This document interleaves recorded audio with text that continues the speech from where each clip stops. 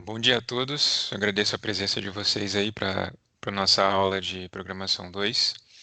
Dando prosseguimento aqui à disciplina, uma vez que a gente não teve aula na semana passada, eu programei de condensar a aula da semana passada e a aula programada para essa semana numa aula só.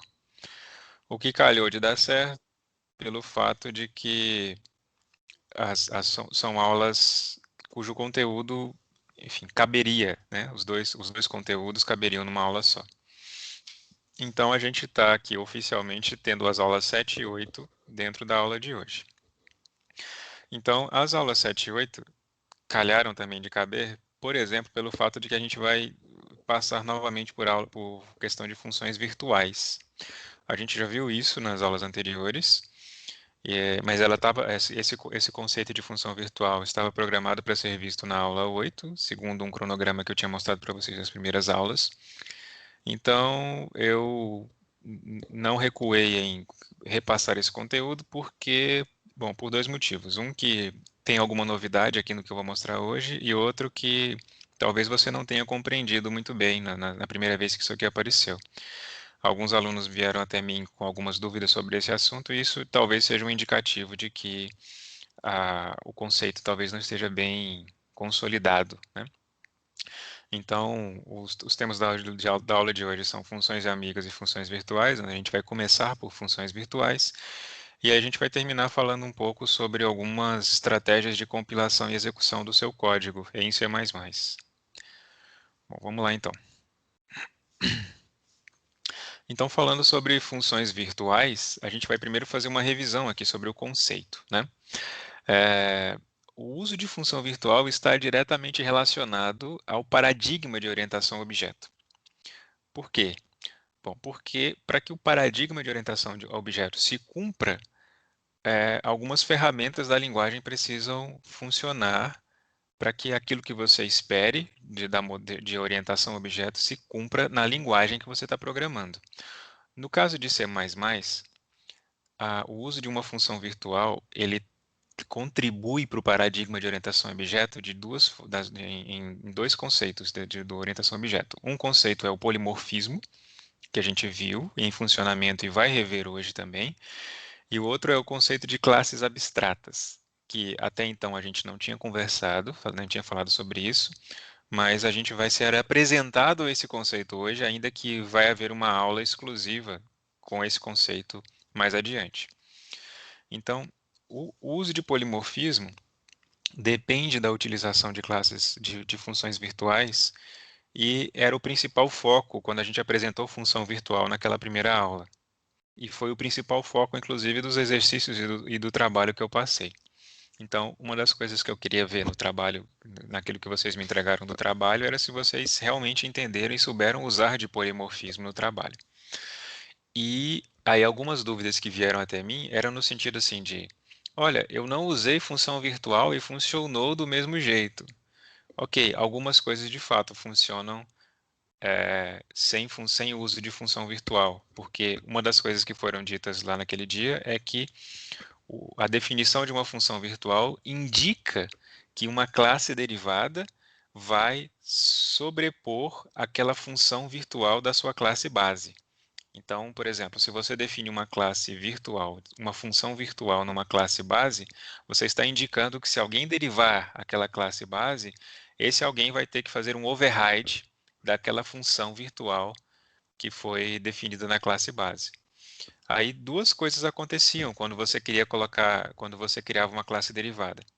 Uma delas é, você talvez se você não fizesse a definição daquela função na classe derivada, o seu código compilaria do mesmo jeito. Ou seja, tudo bem aí porque eu falei que era uma indicação, não era uma obrigação. Quando você coloca uma função virtual numa classe base, você cria uma indicação, em C++ é assim, você cria uma indicação de que essa classe deve ser derivada, reescrita na classe derivada. Então, se é uma indicação, não é uma obrigação. Como não era uma obrigação, você podia compilar o código que ele não ia chiar, né? Não ia reclamar na hora lá. Outra coisa que alguns de vocês perceberam é que eu poderia é, reescrever essa classe essa função numa classe derivada sem, por exemplo, colocar o override, né? Eu não colocava o override e ele funcionava do mesmo jeito. E aí, por quê? Por que funciona do mesmo jeito? Então, é um pouco nessa direção dessas principais dúvidas que apareceram que eu vou trazer alguma revisão e refazer alguns exercícios, alguns exemplos daquela que envolvem aquela aula. Tá, tá pronto aqui, mas eu vou fazer do zero. Deixa eu ver aqui. Acho melhor fazer do começo. Porque aí a gente vai discutindo algumas coisas aqui e tal. Se alguém tiver aí com dificuldade de me ouvir ou com algum problema com a tela aí, me fala. Deixa eu salvar aqui primeiro para ele fazer um highlight no código aí. Então, exemplo 1.cpp. Então, vamos lá para aquelas coisas.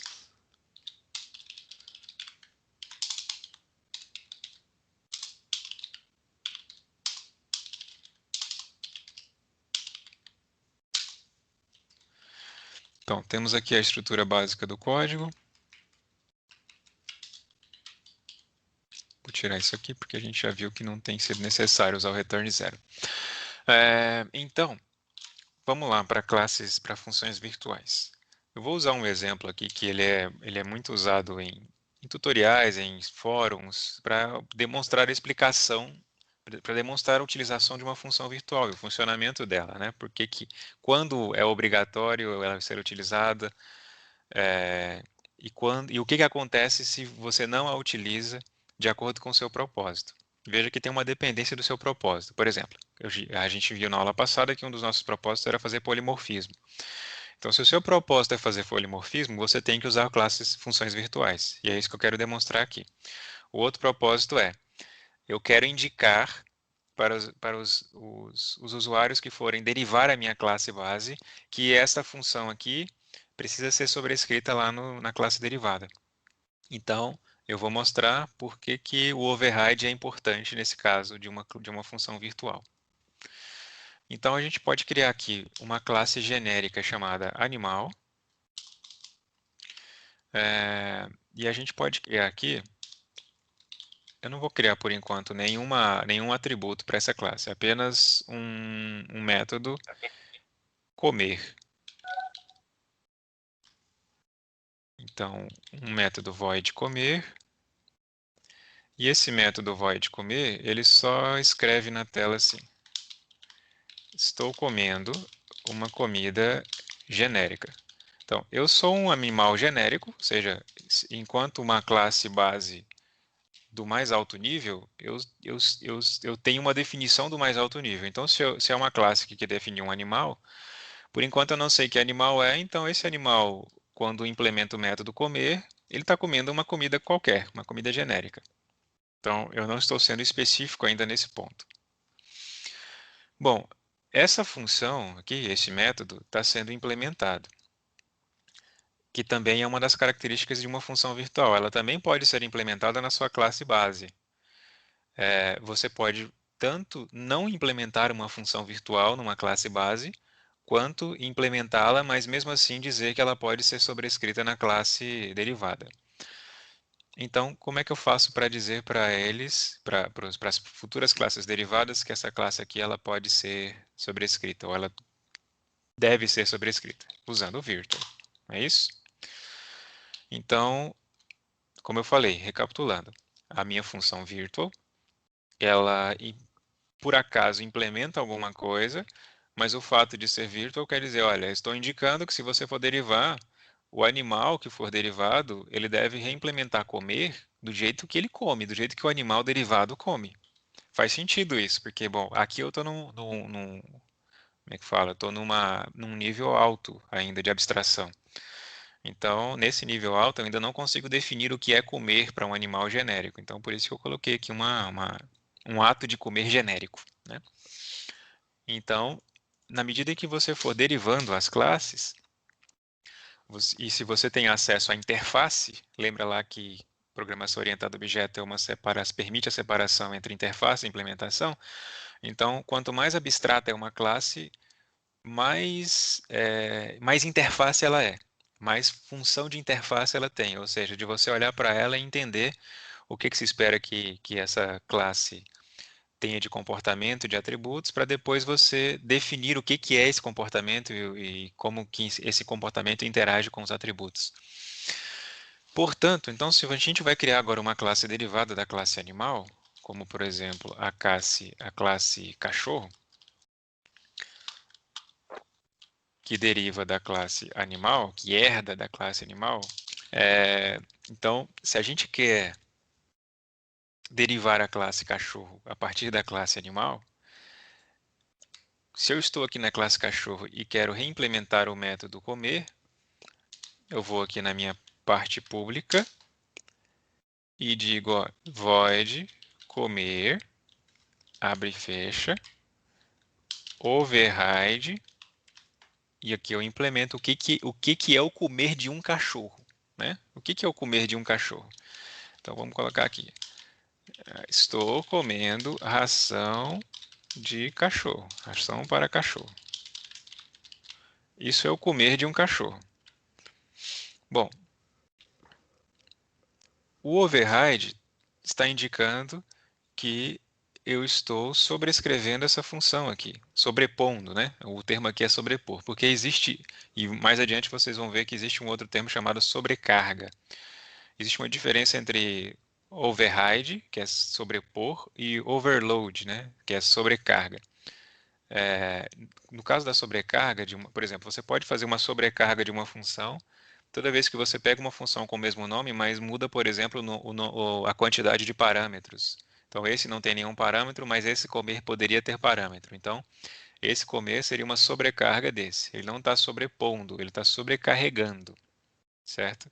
No caso aqui, eu quero sobrepor, ou seja, eu quero dizer que quando eu estiver usando cachorro, o comer do cachorro vai ser esse, não mais esse da sua classe derivada. Se eu não tivesse essa implementação da classe cachorro, se eu invocasse comer a partir de um objeto da classe cachorro, o cachorro ia comer como um animal genérico. Essa é a diferença. E vamos tentar mostrar essa diferença também nos exemplos aqui. Bom, eu vou compilando aqui passo a passo, que é para, se tiver algum erro aqui no meio do caminho, esse erro seja mostrado antes de avançar aqui no código. Então, eu estou aqui, vamos lá, G++, exemplo 1. A saída vai ser exemplo 1. E eu estou compilando exemplo 1.cpp. Esqueci um ponto e vírgula na linha 15, que é bem aqui, né? Pronto. Então, assim, do código do jeito que está neste momento, não tem problema nenhum. Então, recapitulando, temos uma classe genérica animal, essa classe implementa o método comer, e como é um animal no nível mais genérico possível, esse animal come uma comida genérica. Esse método comer é virtual, isso quer dizer que eu estou indicando que qualquer classe que derivar da classe animal precisa fazer a sobreposição do método comer para que esse método se comporte como o objeto que está implementado, que está sendo implementado. Bom, vamos fazer mais um então, mais uma objeto dessa, mais uma classe que deriva também de animal. Vamos fazer a classe gato e vamos colocar aqui o que o gato come. Estou comendo ração para gato, né? Só isso. Então, vamos lá, compila de novo. Ok, até agora não teve problema nenhum. Bom, então vamos aqui agora fazer a aplicação dessas classes, né? Vamos criar aqui um objeto animal, animal A.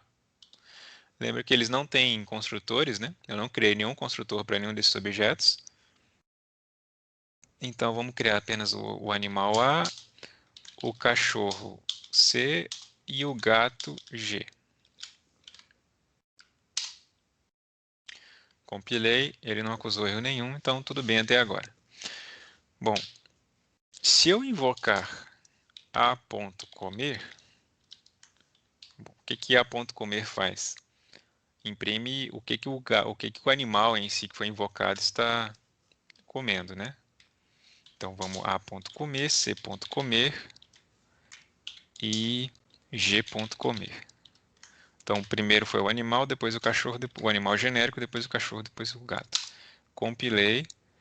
Agora vamos executar. Vamos colocar um barra N aqui, ou um NDL, né? Para poder ficar mais fácil de enxergar. Estão me acompanhando aí, né? Não dorme, não.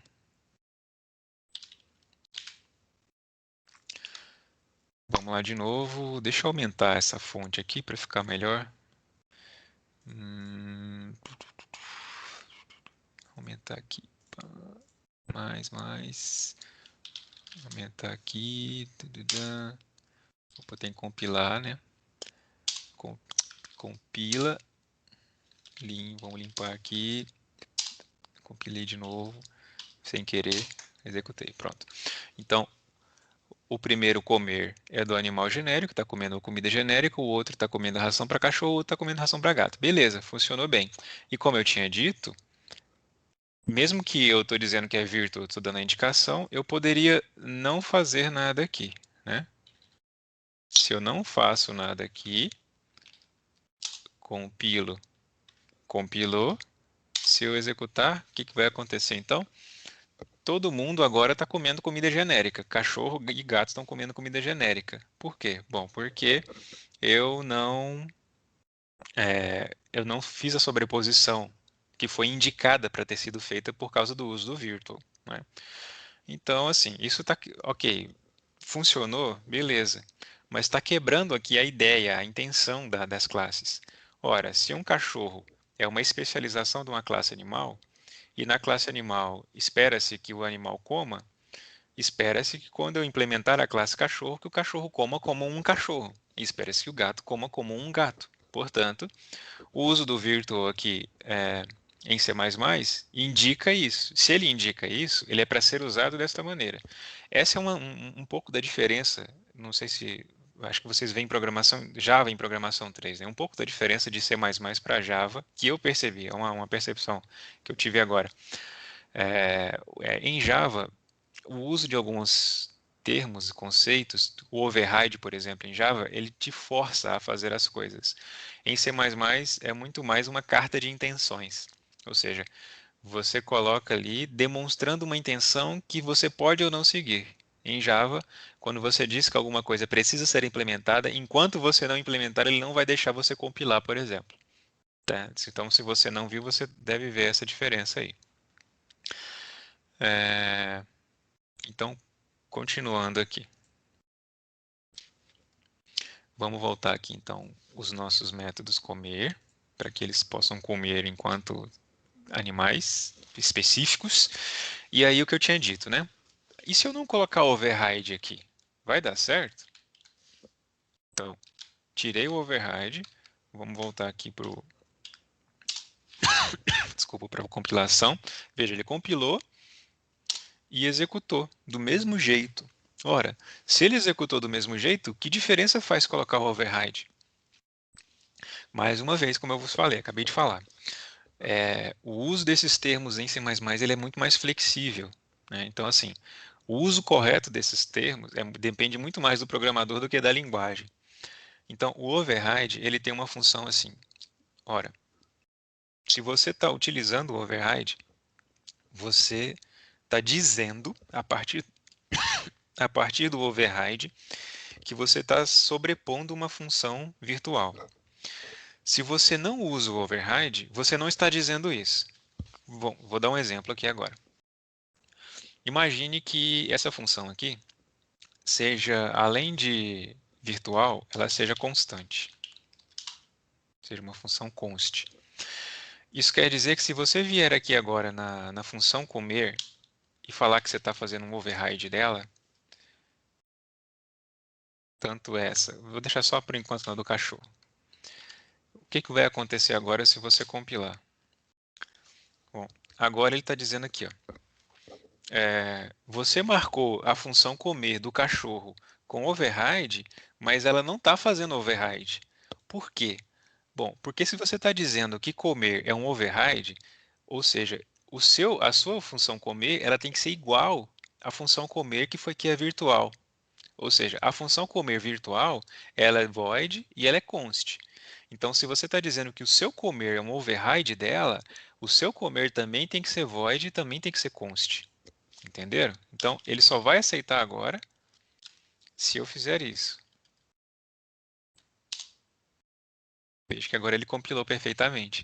Então, o override faz isso. Então, se você está dizendo que é override, então aí assim o código, o compilador do C++ vai verificar se você está sobrepondo aquela função exatamente como ela foi definida lá na classe dele, na classe base. Então, você vê que ele não chiou nada aqui com o comer do gato. O comer do gato não, ele não está fazendo um override, mas eu estou dizendo que é comer. Então, o que que acontece? O que está acontecendo aqui?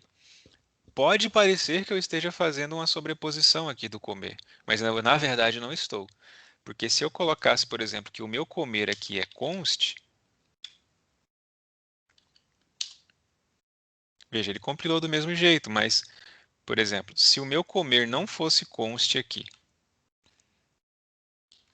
o meu comer virtual não é const. Veja que ele compilou também certinho do mesmo jeito. Ó. Aqui eu estou fazendo override, então esse override está certo por quê? Ele é void e se chama comer. Então ele é void e se chama comer. Então ok. Aqui o meu comer, eu acho que eu estou fazendo ele como override, mas eu não estou, porque o meu comer ele é const agora. Então ele sendo constante, né, nesse contexto aqui da função, ele não pode, ele está diferente da minha função comer, que foi definida como virtual. Então, eu posso até achar que estou fazendo a mesma coisa, mas não é a mesma coisa. Esse é um dos pontos do uso do override. E aqui foi demonstrado a necessidade de utilização dele, que é justamente para você amarrar a implementação da sua função override, da sua função que está sendo sobreposta, à forma como ela foi definida na classe derivada, na classe base. Alguma dúvida aí por enquanto sobre isso? Então vamos continuar aí. Se tiver dúvida, pode interromper aí que a gente é, para e volta. Então vamos deixar ok agora tudo amarradinho aqui. Todo mundo agora é override. Então isso aqui está correto porque, bom, se eu estou dizendo que comer é um override, então o comer tem que ser igual. Se eu vir aqui e compilar, ele deu ok porque, bom, de fato você está sobrepondo essa função exatamente como ela foi definida lá. Bom, uma outra coisa que eu tinha dito na aula passada é que para você deixar essa função mais virtual ainda, você pode inclusive não definir nada para ela. Eu falei assim que você pode fazer ela aqui vazia, né? Você pode fazer isso, que ele continua funcionando. Então, assim, o fato de deixar ela vazia numa classe base indica assim, olha, eu sequer sei o que que é comer para um animal genérico. Então, assim, eu não quero sequer definir isso daqui para um animal genérico. Então, defina a partir dos seus animais derivados, né? Dos seus animais, dos animais mais específicos. Então, você pode fazer isso, e a gente tirou aqui, compilou, e ele não teve problema nenhum. Agora, existe um novo conceito que é novidade para a gente aqui, que é o conceito de classes puramente virtuais. Veja, essa aqui é uma classe virtual. Então, eu coloquei aqui, ó, funções puramente virtuais. O que que é uma função puramente virtual? É uma função que você não define nada para ela, e como é não definir nada para ela? Não é isso aqui de usar chaves vazias. Na verdade, de você colocar ela recebendo zero. Então, essa é uma função puramente virtual. Então, uma função puramente virtual, o que que ela define por consequência? Na verdade, qualquer classe, agora vem um novo conceito, que é o conceito de classes abstratas. Então, prepare-se para conhecer um novo conceito. Qualquer classe que possui pelo menos uma função puramente virtual, essa classe se torna uma classe abstrata. O que que é uma classe abstrata? Bom, uma classe abstrata, na prática, é uma classe que não pode ser instanciada. Como assim uma classe que não pode ser instanciada? Quer dizer que se você cria ela, você não pode vir aqui e declarar um objeto dela. Por quê? Porque a função dela é apenas definir um norte para futuras classes derivadas dela. É uma classe puramente de interface. Ou seja, é uma classe que foi criada tão somente para definir regras básicas de objetos, de futuras classes que vão derivar dela. Então, aqui, por exemplo, a minha classe animal agora é uma classe abstrata. Então, eu estou dizendo, olha, qualquer pessoa que for usar da classe, que for definir um objeto, só um minuto. Qualquer pessoa que for definir um objeto que deriva da classe animal, obrigatoriamente vai ter que implementar o método comer, vai dizer assim, olha, esse animal ele come. Então, na prática, quando eu for criar um programa principal, eu não vou poder definir um objeto animal. Porque pensa bem, se isso não faz sentido. Raciocina comigo aqui. Existe um cachorro e um gato na vida real, mas existe um animal na vida real? Tipo assim, alguém se refere ao seu cachorro apenas como animal, né? Ah, o que que você está vendo? Eu estou vendo, sim, eu estou vendo um animal, mas na prática os animais são cachorros, são gatos, são ratos, são vacas, são boi, etc. Então, existem classes que, de fato, na maneira como elas são implementadas, elas não fazem sentido serem instanciadas enquanto um objeto. É o caso da classe animal. Ok, um animal um animal é uma coisa genérica, mas ele se realiza quando ele é definido enquanto um animal específico, um cachorro ou um gato. Enquanto um animal, ele é apenas uma coisa genérica que pode ser qualquer coisa. Mas essa qualquer coisa no mundo real, ou é um cachorro, é um gato, é um bezerro, etc. Então, quando uma classe é abstrata, como é o caso dessa daqui, você não pode mais implementar ela. Desculpa, você não pode mais instanciar essa classe. Bom, vamos compilar esse código aqui novamente. Espera aí, o que eu esqueci aqui? Para deixar ela totalmente abstrata. Tá, deixa eu só voltar aqui na pergunta do Benjamin. Então vou usar como classe pai? O Benjamin estava perguntando, né? Tá aí, e continua digitando alguma coisa aí, enquanto eu recupero aqui de onde que eu parei. Sim, na prática é isso, né? Uma classe abstrata é como se fosse uma classe pai de todas, seria a mãe de todas as classes que serão derivadas a partir dela. Então, o que eu quero demonstrar aqui é justamente na prática isso aqui não deixando ser implementado. Classes abstratas devem possuir ao menos um método puramente virtual. Exato. Basta que ela tenha um método virtual que ela já é considerada uma classe abstrata. Bom, voltei. O problema era que eu não tinha salvo, só isso. Eu só não tinha salvo o arquivo depois que eu tinha feito a modificação e eu estava compilando a versão antiga do arquivo, né? Então, foi mal pelo vacilo. Então é o seguinte, é o mesmo arquivo, veja que eu não mudei nada, a única coisa que eu tirei, só deixei animal aqui, né? Mas ele estava assim, né? O animal instanciado junto com o cachorro com o gato. Então, vou compilar aqui de novo, para vocês verem aqui. Vou limpar aqui, né? Vamos limpar aqui, compilar de novo. Então, o que ele está dizendo aqui? Ó? Você não pode declarar a variável A, porque a variável A é de um tipo abstrato animal. Então, é isso que está acontecendo aqui na linha 25. Na linha 25, eu estou instanciando um objeto A da classe animal. Então, é isso que eu acabei de falar para vocês. Acabei não, né? Falei há uns 10 minutos atrás aí para vocês, que está acontecendo agora. Uma vez que a classe animal implementa um método puramente virtual, essa classe animal agora é uma classe abstrata, que basta que ela implemente pelo menos um método virtual, puramente virtual, para ela ser uma classe abstrata. Então, isso quer dizer agora que ela não pode mais ser instanciada a partir dela. Isso é bom ou ruim? Bom, isso depende do caso, na verdade, né? Se você realmente definir uma classe apenas como sendo uma orientação para futuras classes derivadas dela, então realmente você não tem que definir nada dela. Mas você ainda pode continuar usando essa classe aqui como ponteiro, como ponteiro para objetos de outra classe. Então, se você, por exemplo, quer continuar usando polimorfismo, essa classe vai te ajudar ainda a apontar para qualquer objeto de classe que deriva dela, certo? Já vejo aí quem perguntou alguma coisa.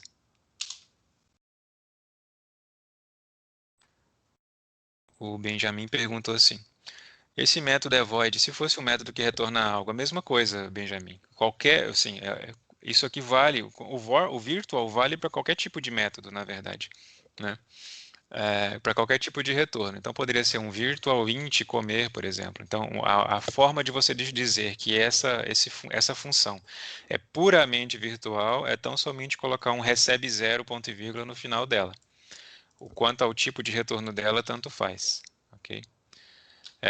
Eu tinha dito agorinha ali que mesmo uma classe sendo abstrata, ela não pode ser implementada, uma classe abstrata não pode ser implementada, mas ela ainda continua tendo uma utilidade. Ela pode ser utilizada como ponteiro, né? Ponteiro para objetos da mesma classe, de classes derivadas dessa classe base. É o que eu acabei de fazer aqui, ó.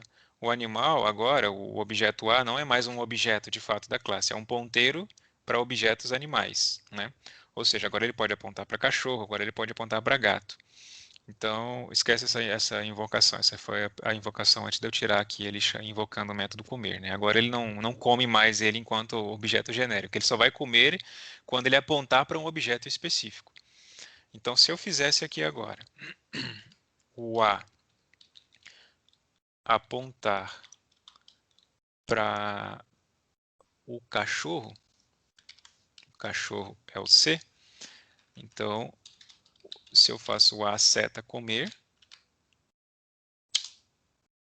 compilei e executei. Olha lá. O primeiro, o comer da linha 29 é o primeiro. Então, estou comendo ração para cachorro. Então, veja, a partir de um ponteiro animal, eu apontei para um cachorro e o cachorro comeu, né? Quando eu invoquei comer.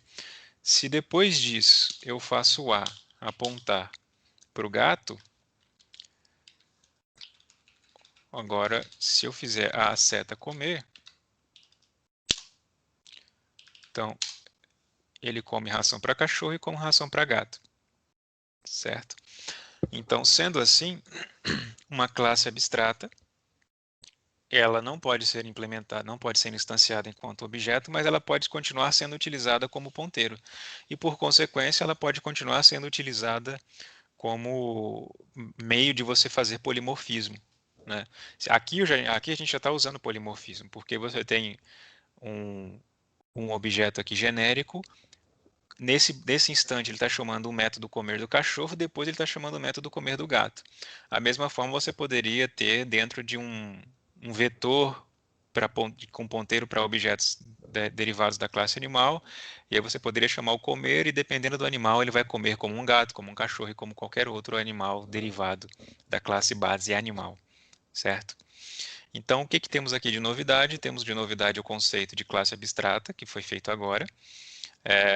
Esse conceito de classe abstrata, ele é definido a partir do momento em que você define pelo menos uma classe puramente virtual numa classe abstrata. Isso quer dizer que você poderia ter outros métodos aqui não virtuais, mas basta um aqui para que essa classe seja considerada agora classe abstrata. E quando você tem um método puramente virtual, você cria uma necessidade maior desse método agora ser sobrescrito numa classe derivada. Por quê? Porque se esse método não fosse sobrescrito na classe derivada, por consequência, a classe derivada também se torna uma classe abstrata. Isso quer dizer que se eu não tivesse aqui o método comer na classe do cachorro, o cachorro agora é uma classe também abstrata. Ora, faz sentido, né?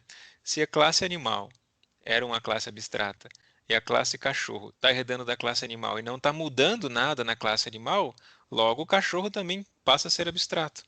Isso quer dizer que eu não poderia instanciar um objeto da classe cachorro aqui, como de fato não estou podendo. Veja, você não pode declarar uma variável C, agora é o C do cachorro aqui, né? Porque C é de um tipo abstrato cachorro. Então, veja, só foi tirar o método comer aqui da classe cachorro que cachorro passou a ser abstrato também. E o cachorro poderia ter uma outra classe aqui, por exemplo, void som. E o que que o cachorro faz? Cout latir. Veja, agora o cachorro tem um método. Esse método é som. E esse método só pertence a ele, nesse contexto aqui que a gente fez agora. Só que agora eu vou compilar de novo aqui. E ele continua dizendo que eu não posso instanciar cachorro, porque cachorro é uma classe abstrata. Veja, então, esse é o meio de você realmente criar uma obrigação de uma classe derivada sobrescrever uma classe, uma função virtual de uma classe base. Porque enquanto não acontecer isso, essa classe derivada vai ser considerada uma classe abstrata e, portanto, ela não vai permitir a sua instanciação num programa principal, como é o caso aqui. Perceberam aí a diferença? Perceberam aí agora que agora está tudo muito mais amarrado, né? Agora o uso de override faz muito mais sentido, porque mesmo que eu viesse aqui e dissesse, olha, eu estou implementando comer, só que eu não estou usando override, ele compilou. Só que o problema é, esse comer não tem garantia de que é uma implementação, uma sobrescrita daqui desse meu comer. Porque se eu mudasse qualquer coisa aqui, por exemplo, dissesse, ou que isso aqui é int, por exemplo, né? Poderia dizer que isso aqui é int. Só para não ter que mexer eu vou deixar int aqui no gato, o gato está de fato sobrescrevendo, mas aqui o meu cachorro por acaso deixou void lá. Então, ó, o meu cachorro agora, cadê do cachorro aqui, ó. O meu cachorro agora, que dizia estar, vamos, override, esqueci do override aqui. Vamos lá de novo. O meu cachorro que dizia estar fazendo um override do método de cima, não está fazendo o override do método de cima, porque o método de cima retorna um inteiro e o meu cachorro está retornando um void. Então, isso aqui não é um override, ok? Então, se eu quero fazer um override, vamos botar aqui para o void. Agora, o meu método comer é do tipo void e é virtual. Então, todo mundo que diz que está fazendo override desse método tem que obedecer exatamente à estrutura desse método. Agora sim, ele não está com erro nenhum. E aí eu não preciso implementar esse método na classe na classe base. Eu posso dizer recebe zero, então estou dizendo que esse método é puramente virtual, ou seja, ele sequer tem implementação. E se ninguém implementar ele daqui para baixo, nas classes derivadas, essas classes supostamente derivadas para serem específicas, elas ainda vão continuar sendo abstratas.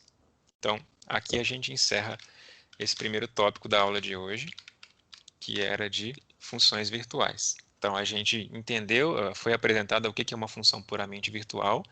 A gente viu que uma classe, quando tem pelo menos uma função puramente virtual, se torna uma classe abstrata, que por consequência não pode ser instanciada no programa principal, mas que pode ainda ser utilizada como ponteiro para classes derivadas para, por exemplo, utilizar de polimorfismo. E que, se uma classe derivada não sobrescrever o método puramente virtual de uma classe base, essa classe derivada também se torna uma classe abstrata. Agora vamos falar sobre funções amigas. Outro conceito aqui que é um tanto mais exclusivo de C++ do que de outras linguagens orientadas a objeto. O que é uma função amiga? Uma função amiga é uma função que pode ser definida fora de uma classe, ou seja, é uma função que não é membro de uma classe, portanto, ela não é método de uma classe, mas que essa função possui acesso aos membros privados e protegidos dela. Perceberam aqui a diferença? É uma função, ou seja, uma função como qualquer outra função que você já aprendeu até hoje. Só que essa função ela é amiga de uma classe. E o que isso quer dizer? Quer dizer que essa função específica pode acessar membros privados e protegidos dessa classe. Por que isso parece estranho? Porque a gente já tinha dito que membros privados e protegidos de uma classe só são acessíveis por métodos que pertencem a essa classe. Ou seja, se eu tenho lá a função, a classe animal que tivesse o atributo som, eu só poderia atribuir, e esse atributo som fosse um atributo privado, eu só poderia atribuir um valor a som através de um método que fosse definido dentro dessa classe. Então, uma função amiga acessa a implementação como se ela fosse um membro da classe, mas ela não é. Então, como um membro da classe sem o ser. Mesmo definido fora da classe, essa função amiga tem que ter o seu protótipo declarado internamente à classe. Então veja que não é uma coisa assim tão independente da classe. É uma função que ela é implementada fora da classe, mas que você, para dizer que essa função é amiga de uma classe, você tem que declarar o protótipo dessa função dentro da classe. Ok.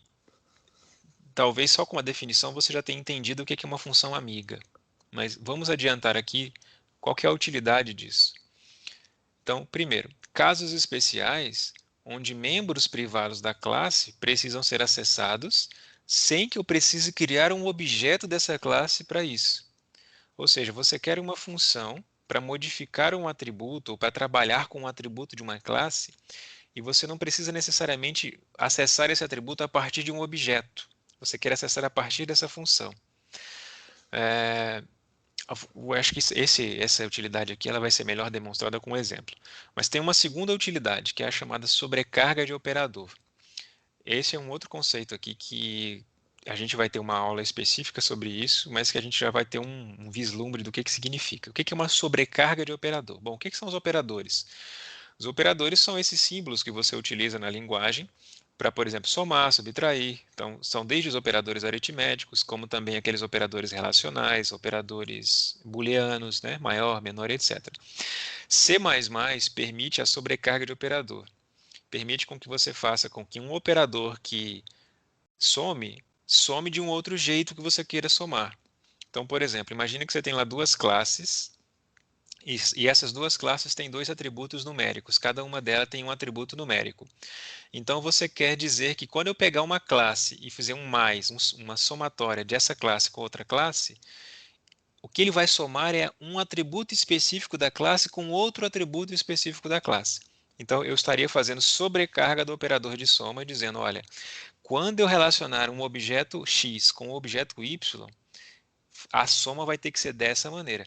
Isso já acontece, essa sobrecarga de operadores já acontece quando você, por exemplo, utiliza o operador de soma para poder, com string. Né?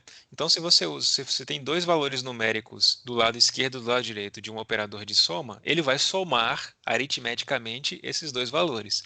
Agora, se você tem duas strings, uma do lado e outra do outro, ele vai concatenar as duas strings. Veja que o operador de soma foi sobrecarregado nesse caso.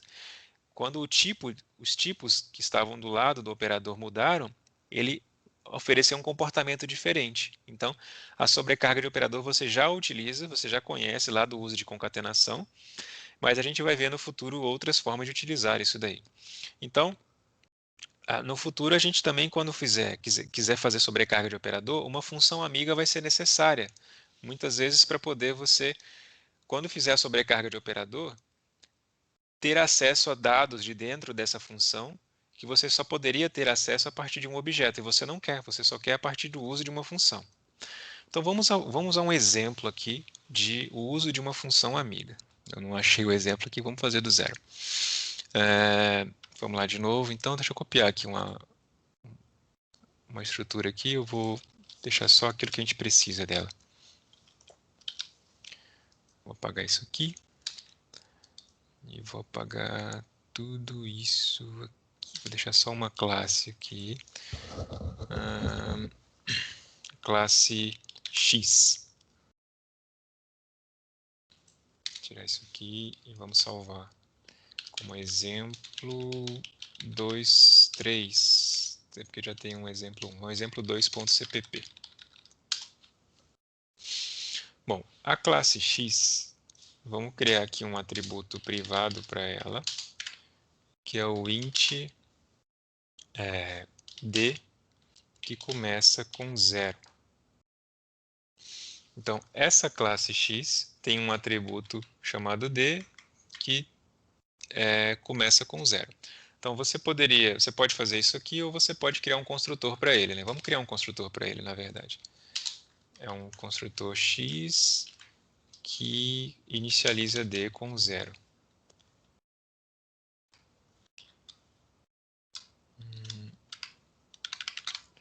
Vamos lá compilar ele aqui. Exemplo 2, exemplo 2.cpp. Ok, então até aqui tudo bem. Vamos criar um objeto aqui da classe x. A classe x, o objeto é o x minúsculo. Não, fica confuso, né? Um objeto A da classe x.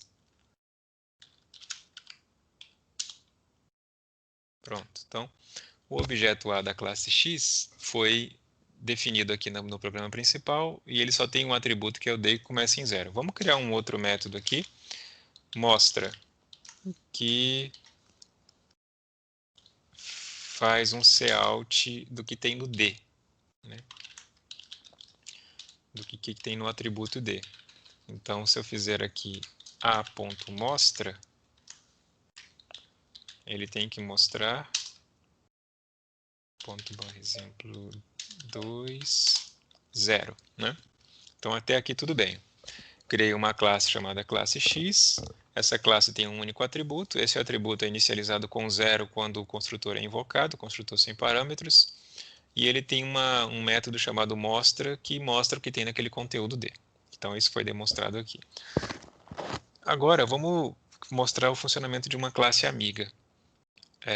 Uma classe amiga, como eu falei, primeiro, você tem que definir o protótipo dessa classe dentro do seu programa, dentro da sua classe. Então, uma classe amiga, você usa o friend como sendo um indicativo que você quer usar uma classe amiga. Você usa o tipo de retorno dela depois. Vamos chamar de modifica. Eu vou chamar de modifica.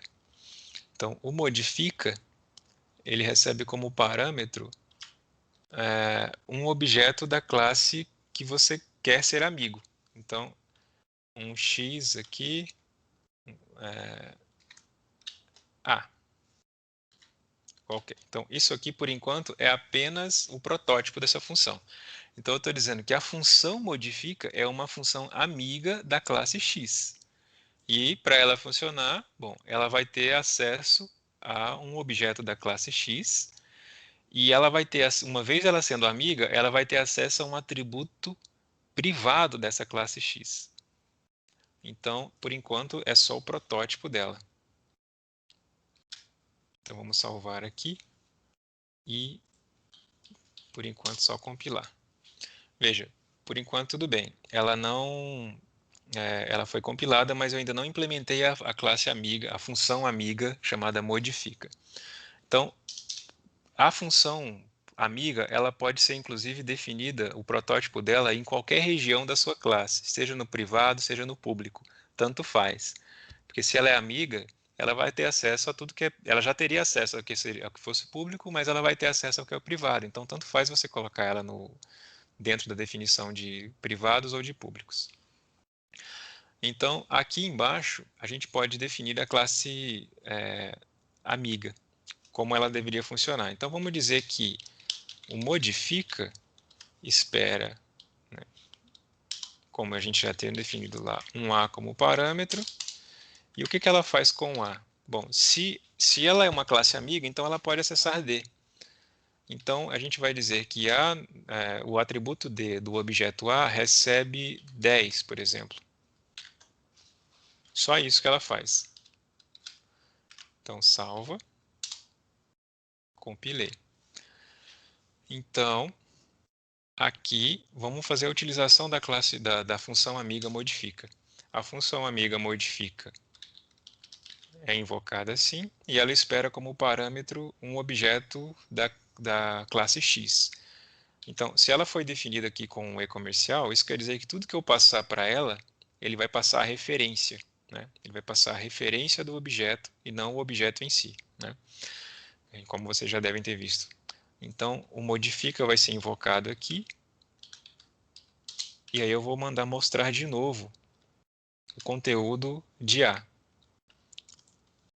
Então, compila, executa. E pronto, aqui está o resultado. Aqui 0, assim que ela foi definida, que ainda não tinha valor, então foi criada uma função que recebeu ela como parâmetro. E o que essa função tem de diferente? Veja, a função conseguiu acessar um atributo dela sem precisar de um método. Ela acessou diretamente o atributo D. Por que ela acessou diretamente o atributo D? Porque ela é amiga da classe X. Por que ela é amiga da classe X? Porque eu defini o protótipo dela dentro da classe X. Então, está aqui uma classe amiga e, uma vez sendo amiga, pode acessar um atributo diretamente, como foi o que aconteceu aqui. Então, esse é um exemplo daquilo que estava sendo dito aqui. Ó. Casos especiais onde membros privados da classe precisam ser acessados sem o uso de objetos dessa. Veja, eu modifiquei a classe sem invocar um método a partir do objeto dessa classe. Tá, o exemplo é bem simplório, né? Então, uma vez que você conhece o uso disso aqui, ao longo do tempo você vai percebendo situações onde você é melhor usar uma função amiga do que um método para invocar. Principalmente, na minha opinião, quando você tiver que fazer isso com duas classes. Quando você tiver que fazer alguma coisa que envolva uma operação entre duas classes. Então, porque se é uma operação entre duas classes, pode parecer confuso. Por exemplo, você ter que invocar um método de uma classe e aí passar um objeto dessa outra classe. Mas e se for o contrário? E se você quiser que a outra classe envolva a classe que chamou? Então, aqui tem um segundo exemplo de uma situação muito mais complexa do que essa situação que eu descrevi aqui, que é você... Deixa eu ver aqui, 2. Não, 2 não, é esse aqui. Aqui, ó. Temos aqui uma classe vetor e uma classe matriz. Então, se você quiser, por exemplo, implementar a multiplicação de um vetor por uma matriz. Então, uma das alternativas seria você criar na classe vetor um método multiplica que recebe como parâmetro uma matriz, só que mesmo assim você teria que ter acesso lá aos valores, os atributos da matriz, né, as linhas e colunas da sua matriz. E o contrário também, se você quisesse fazer o contrário, tipo, na classe matriz, criar uma função de multiplicar, e essa função recebe como objeto de parâmetro um objeto da classe vetor, e mesmo assim você teria que acessar os atributos lá da classe vetor para poder fazer os relacionamentos e fazer a multiplicação correta. Então, como você tem aqui duas classes que vão se envolver em uma operação entre si, uma alternativa de você fazer isso é usar uma função amiga. Então, o que está sendo feito aqui? Uma função multiply, que é uma função amiga das duas classes.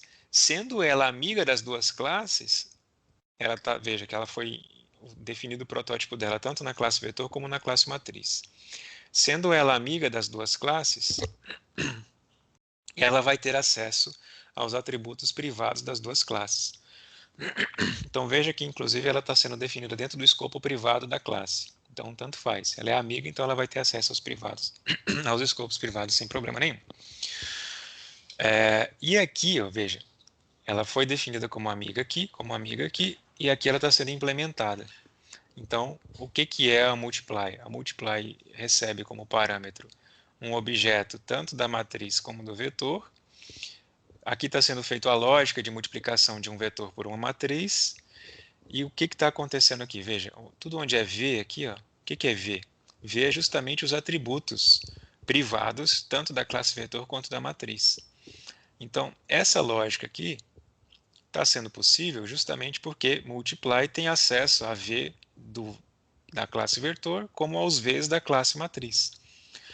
Então, no seu programa principal, você pode chamar multiply e passar uma matriz e um vetor para ele, que ele vai fazer a multiplicação da matriz e o vetor, sem você precisar chamar esse multiply a partir de um objeto matriz ou a partir de um objeto vetor.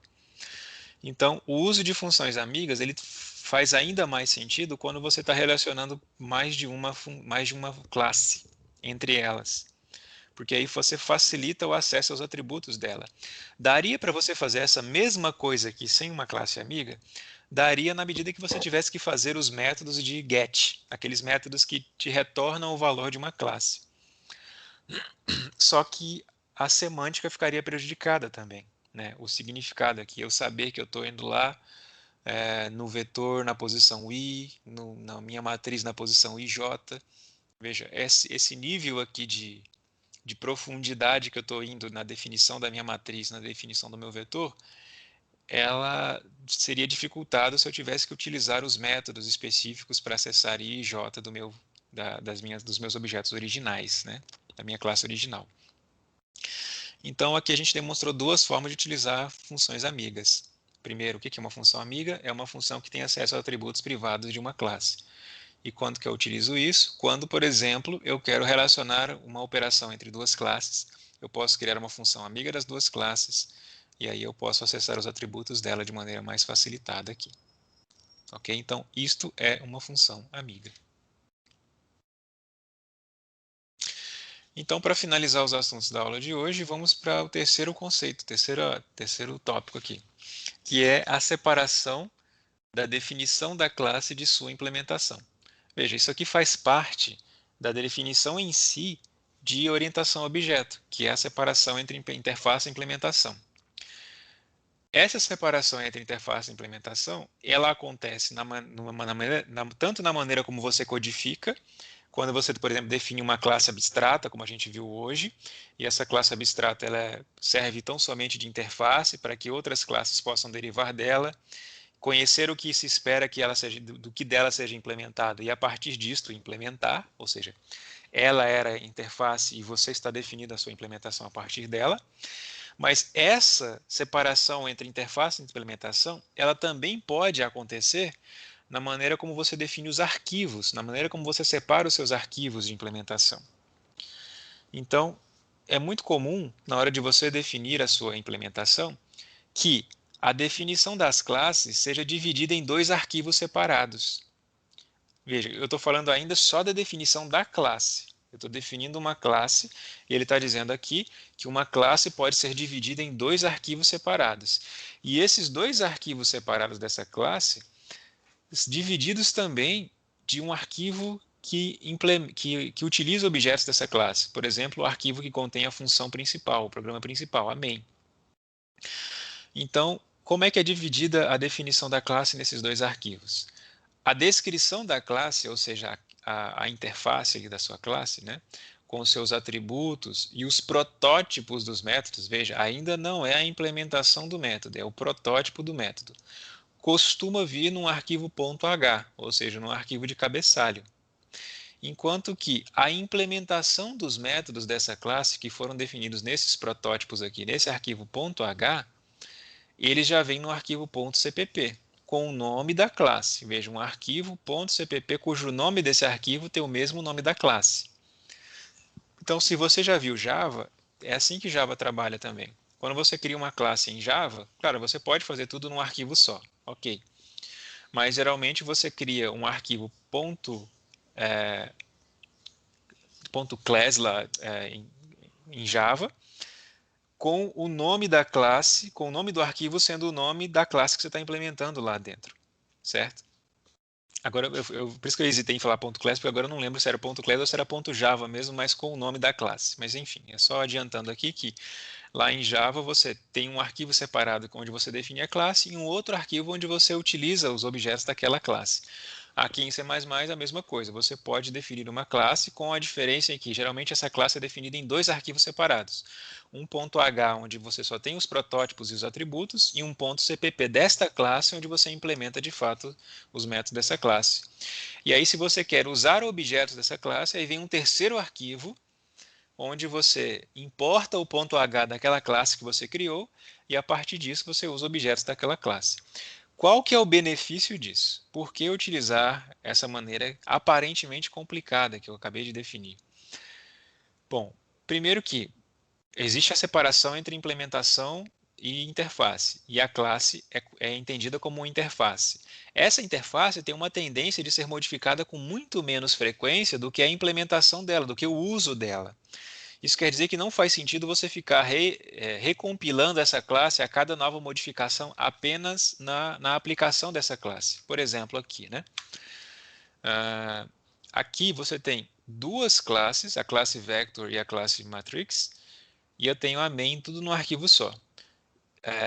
Cada vez que você modifica alguma coisa, por exemplo, apenas na main, a classe matrix e a classe vector vai ser recompilada novamente mesmo assim, sendo que a modificação não aconteceu nela, muitas vezes aconteceu apenas na main. Então, você jogar esse conteúdo todo para arquivos em separado agiliza o processo de recompilação do seu código, porque você só está recompilando aquilo que foi de fato modificado. O que não foi modificado não precisa ser recompilado. Então, você está salvando memória e está salvando tempo também, por consequência. Então, esse é um dos primeiros benefícios. O segundo benefício é aquilo que a gente tinha falado no começo, é uma separação explícita entre o que é implementação e o que é utilização. Então, explícita por quê? Porque vão ter arquivos separados onde você implementa a classe e um outro arquivo separado onde você utiliza aquela classe. E é claro, você ganha com isso a organização do código, né? Aqui a gente está, por enquanto, com um programa simples, né? Com apenas duas classes aqui e o programa principal acessível. E se for um programa onde você tiver uma infinidade de classes, né? Você não vai ter como... Você vai ter uma dificuldade maior de navegar entre as classes, a definição das classes dentro de um arquivo só. Então, a separação disso em mais arquivos facilita para você. É claro que tudo isso aqui que eu estou falando é facilitado pela utilização de IDEs. Tanto a utilização em um arquivo só, onde você também consegue navegar mais facilmente pelas classes, né? Clicando, segura Ctrl, muitas vezes segura Ctrl e clica, ele vai lá para a definição da classe. Ou justamente por essa distribuição de arquivos, também é facilitada em IDEs, porque nas IDEs também eles conseguem, a IDE consegue compilar só aquilo que foi modificado e fazer a separação entre o que não foi e o que foi modificado. Mas, se você tiver numa selva, né, sem IDEs, compilando a partir da linha de comando mesmo, do seu terminal, por exemplo, você precisa entender como é que isso funcionaria, né, numa situação onde você não tem uma ideia ali na sua mão e de imediato, né. Então, para mostrar isso, vamos pegar algum exemplo aqui de cara. Então, aqui temos uma implementação de uma classe chamada time. Veja, a classe chamada time, ela tem um ponto H, que está aqui, e tem aqui o quê? Apenas a definição dela, por enquanto ainda básica. Os atributos, hora, minuto e segundo, e o protótipo das funções que vão pertencer a ela. Veja, só os protótipos, está vendo? Ponto e vírgula, ponto e vírgula, ponto e vírgula. Não a implementação ainda. Onde está a implementação da classe time? É lá em time.cpp. E aí, como é que é feita a implementação de uma classe time separada de sua definição e de sua implementação? Primeiro, incluindo o arquivo onde contém a sua definição, né? Então, quando você vai incluir um arquivo de um cabeçalho que você definiu, que é o caso do time.h, você inclui assim usando aspas. E é claro que ele tem que estar no mesmo diretório, né? E outra coisa, quando você vai definir um método fora da classe, fora dos colchetes lá das chaves da sua classe, como é o caso aqui, né? Eu estou fora, né? Eu estou fora, mas é como se eu estivesse na continuação. Então, você faz sempre o uso desse recurso aqui, que é a invocação de contexto. Você está invocando um contexto. Estou dizendo, olha, esse time aqui, esse construtor chamado time, ele está sendo invocado a partir do contexto da classe time. Então, você usa isso daqui para dizer, isso aqui pertence ao contexto da classe time. Então, o que ele está fazendo? Está inicializando hora, minuto e segundo com os atributos passados pelo parâmetro do construtor. A mesma coisa aqui para os outros. Ó. Aqui, como era um construtor, não tem tipo de retorno, mas aqui tem. Então, o tipo de retorno vem antes, a definição aqui do contexto, né, de onde que você está chamando o setTime. SetTime é o setTime da classe time, que recebe como parâmetro isso daqui e define aqui. Então, veja que o setTime, inclusive, parece muito com o construtor, mas é um método do tipo set. Então, você tem um método do tipo print aqui, que está imprimindo na tela algumas coisas, do tipo void, e um booleano aqui, que compara duas horas diferentes. Bom, feito isso, Ó, .h.cpp. Aqui temos o programa principal que usa objetos da classe time.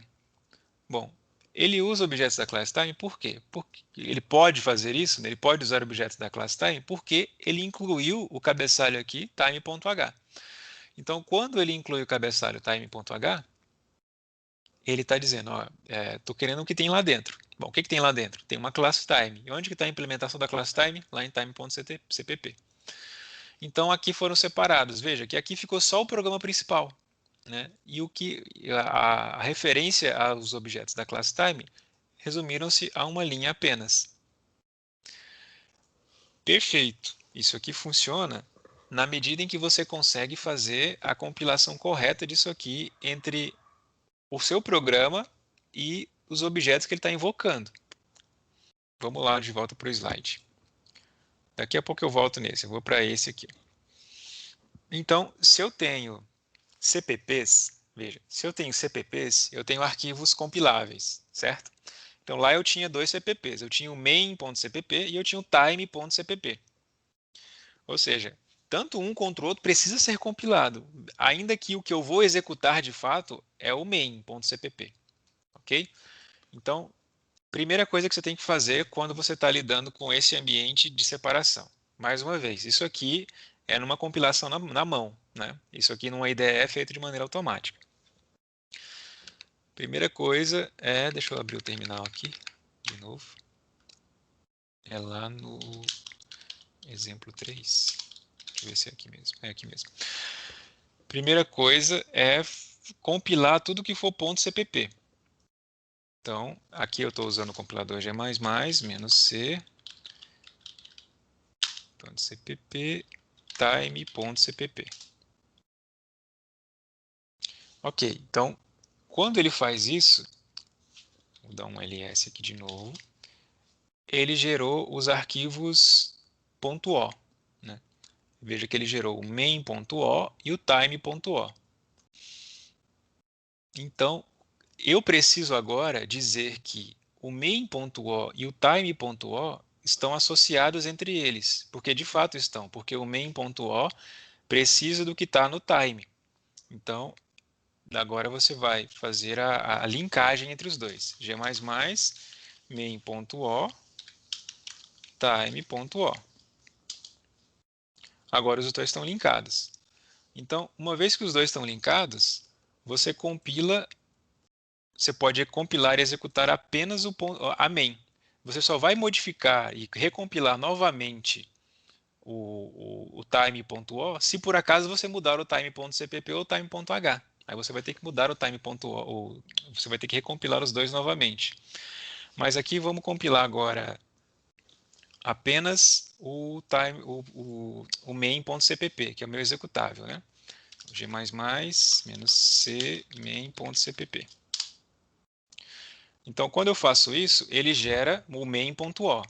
Veja, se eu não coloco como um arquivo como saída específico, ele vai gerar um arquivo com o mesmo nome, .o. E é esse arquivo com o mesmo nome, .o, que eu posso executar, que é o main.o. Opa, main. Opa. Ah, é porque aqui está em conflito com um outro exemplo que eu tinha colocado. Já volto aqui nessa execução, só um minuto. É porque é o seguinte, eu tinha feito um exemplo e estou usando com outro aqui, no outro onde eu tinha feito um outro caso. Calma aí, vamos lá. Então, o que a gente pode resumir daqui? Daqui a pouco eu volto lá e eu deixo mais claro o que não está claro no momento. O que ele está dizendo aqui? Ó? Se apenas o executável mudar, compile apenas ele. Então, se eu modifiquei alguma coisa apenas no main.cpp, eu compilo ele novamente, só que eu tenho que linkar de novo esses dois aqui. Aí você pode estar pensando assim, como de fato é. Isso aqui não parece um trabalho muito grande para ser feito toda vez que eu tiver. Se a ideia era criar uma facilidade na separação entre interface e implementação e melhorar a codificação, diminuir a quantidade de código dentro de um arquivo, não me parece que esse trabalho que eu preciso ter aqui toda vez que eu compilar e recompilar tem um custo-benefício suficiente para poder adotar isso daqui, ao invés de colocar tudo num arquivo só e compilar um arquivo só. É por isso que você pode também criar um arquivo chamado make, que ele é criado. Na prática, numa IDE, a IDE cria um arquivo make quando ela entende quais são as relações entre os arquivos que você está utilizando. Mas você também pode criar um arquivo make para poder automatizar todo esse processo aqui que eu acabei de descrever. Então, o que o arquivo make faz? Deixa eu abrir ele aqui. Makefile.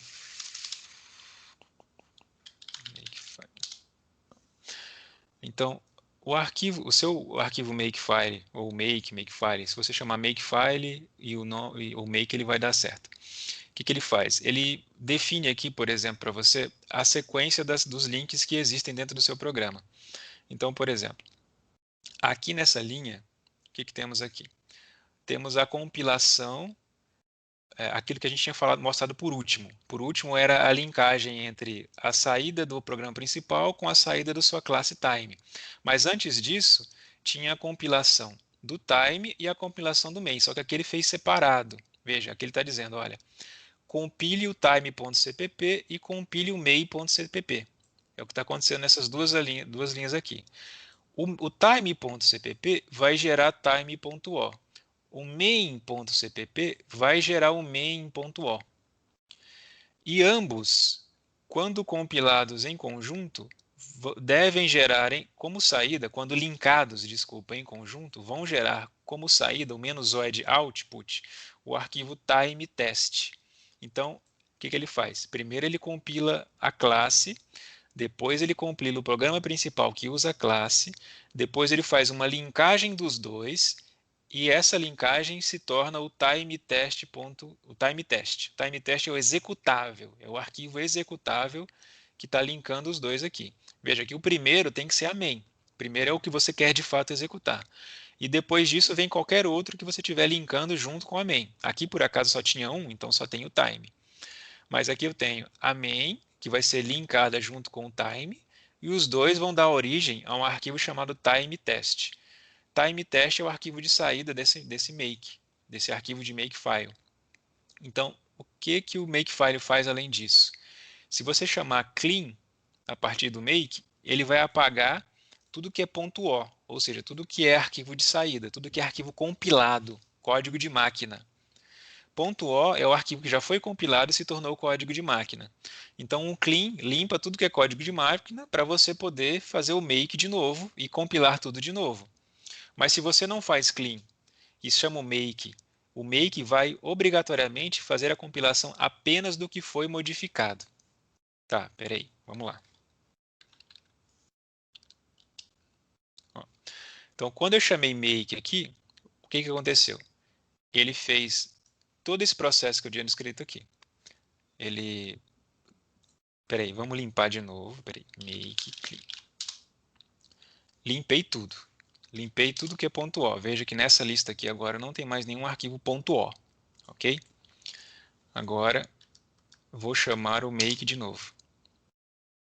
Ó, o que ele fez? Compilou a main, compilou o time, linkou os dois e chamou esses dois de time_test. Time_test é meu executável, tanto que chamar time_test aqui, ele vai chamar o executável do programa, que é este programa aqui, ó, que cria uma hora e printa, cria outra hora e printa, por aí vai. Se eu vier aqui e modificar só a main, modifiquei e salvei. Quando eu chamar o make lá de novo, veja que ele compilou só a main, tá vendo? Compilou a main e fez o link de novo. Foi isso aqui que eu tinha dito aqui, ó, que talvez não tenha ficado claro.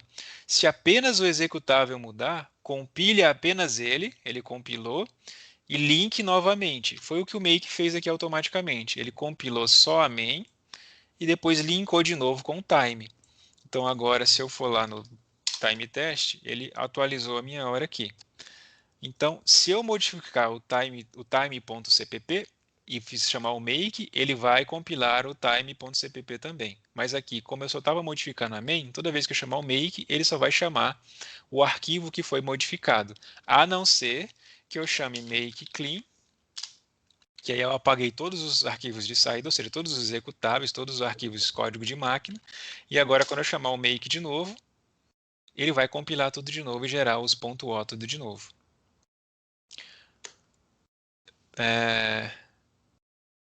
Menos C é para quê mesmo, professor? Menos C é a flag de compilação. É a flag que está dizendo, olha, compile. Então ele vai gerar o .o dele. O menos O você acrescenta o arquivo de saída que corresponde àquela compilação. O arquivo executável de saída, GC. Então, existe o .o e o .out. Quer ver? Aqui até tem um .out. Veja que ele está verdinho, né? Ele está verdinho aqui. Então, os verdinhos aqui são executáveis. Esse A aqui, agora, eu acho que ele é de um exemplo que eu tinha... ele era de uma execução prévia que eu tinha feito aqui do meu programa principal. Veja que, inclusive, ele está 10 horas aqui, quando o meu programa atual está 20. Ou seja, ele era de uma execução prévia. Então, o ponto C é uma flag de compilação. O ponto O é uma flag de saída. Então, ele está dizendo assim, olha, pega o que você compilou disso aqui e gera uma saída, um executável, no arquivo .o. É justamente isso aqui. Ó. Então, ele fala, olha, pega esses dois códigos de máquina aqui, linka os dois e gera uma saída chamada time test. Ou seja, se eu der ./time test, ou seja, se eu executar, ou se fosse em Windows, né, ele ia gerar um time test.exe, né, ia gerar um executável exe. Então, quando eu chamo apenas .c, ele só gera o .o. Quando eu chamo o traço O aqui dele, aí ele vai gerar o executável daquele arquivo correspondente, se é que ele tem uma main para ser executada. Né? E aí, para finalizar essa parte aqui, temos o uso do if-ndef, que é o se não foi definido. Isso aqui é uma diretiva de pré-processamento. O que é isso? É uma forma de você dizer para o seu compilador, para ele definir uma classe, ou seja, passar por ela, compilar, né, essa classe, apenas se essa classe não foi definida anteriormente. Por que isso é necessário? Vamos para esse exemplo aqui. Ó. Esse exemplo que está na tela aqui. Aqui temos uma main. Essa main ela inclui um num.h. Então, o que se supõe? Se supõe que esse num.h é um arquivo que tem lá a definição da classe num, e existe também o num.cpp que implementa a classe num. Ok? Então, se por acaso... Aí aqui ele também está incluindo o arquivo full.h, que é esse. E por acaso o full.h, que é esse, inclui também o num.h. Isso quer dizer que pode acontecer de ele vir aqui nesse arquivo e compilar esse, e aí ele viu que tinha um include, aí ele vai lá no num.h e compila o num.h e o num.cpp, por exemplo, e faz a linkagem, etc. Ele faz a definição disso na memória. E aí, se ele vier depois, na sequência, nesse daqui, e vir num.h de novo, ele pode querer compilar de novo, como ele de fato quis aqui, porque aqui não tem diretiva de pré-processamento. O que vai acontecer lá? Ó? Aqui no seu console. Ele vai dizer, olha, está tendo uma tentativa de redefinição da classe num. Por quê?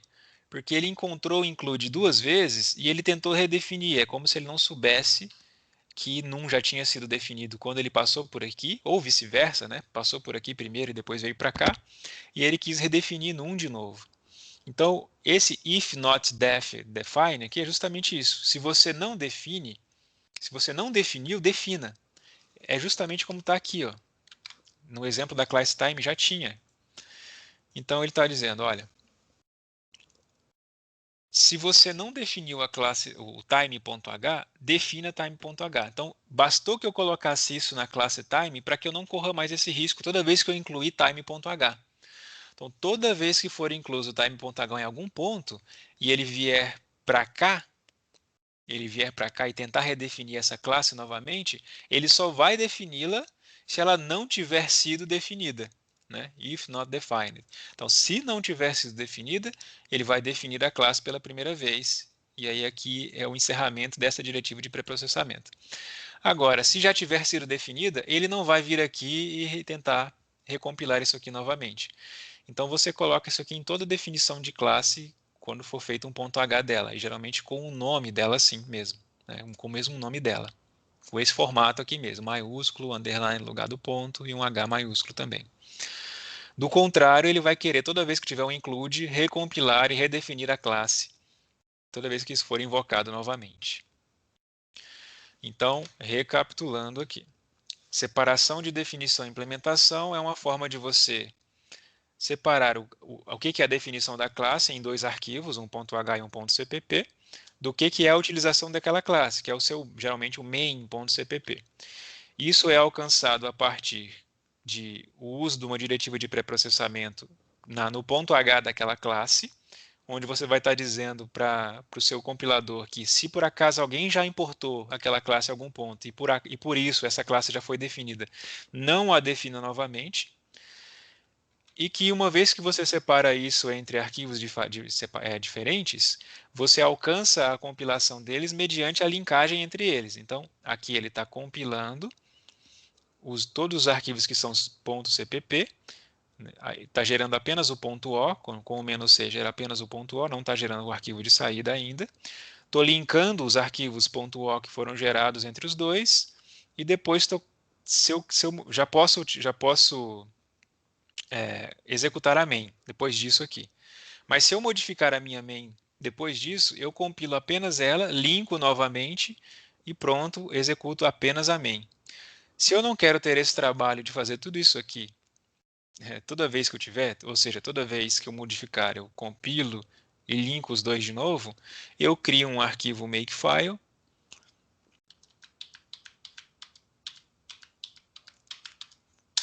como esse aqui, por exemplo, onde, nesse arquivo makefile, eu defino as regras de linkagem que existem dentro da minha estrutura de código. Então, eu sei, por exemplo, que eu tenho um ponto de entrada que é a main, esse ponto de entrada inclui um time, que é referenciado pelo time.cpp, e que eu vou fazer essa linkagem dos dois, vou chamar isso de time test, como sendo o meu executável final, que vai invocar a main e que, por sua vez, vai estar linkado aos outros arquivos associados. Veja, eu sei que talvez possam ter ficado as dúvidas aí, e eu vou tentar resolver essas dúvidas, passando exercícios que vão fazer vocês terem que voltar no conceito, vocês vão ter que tirar dúvida no que eu falei, perguntando para mim, ou consultando o material que eu vou colocar também no AVA. Mas a gente vai ter exercícios para essas atividades que eu passei aqui, certo? Aí eu vou ter um feedback de vocês aí a partir dos exercícios, se isso aqui ficou claro ou não. Eu sei que às vezes eu embaralho um pouco nas explicações, mas eu vou tentar compensar isso na dedicação às dúvidas que forem surgindo ao longo da semana. Queria lembrar também que vocês têm dois monitores à disposição de vocês, é o Aristides e o Adiel. Eu vou colocar no Skype o contato deles e vou também dizer os horários que eles têm à disposição de vocês para poder atender dúvidas também, né? Claro, eles vão estar cientes do que vocês estão vendo, eu vou adiantar eles sobre as situações que podem chegar para eles, mas para me ajudar aí também na solução de dúvidas, na resolução de exercícios, na correção de exercícios. No mais, aguardem que daqui a pouco eu vou colocar essa aula no AVA e vou colocar também um exercício para ser feito. Mas por enquanto, para essa aula era apenas isso, ok? Se tiverem dúvidas, podem ir perguntando aí ao longo do dia, que na medida do possível eu vou respondendo. Eu agradeço a atenção de vocês, obrigado aí pela presença e até a próxima.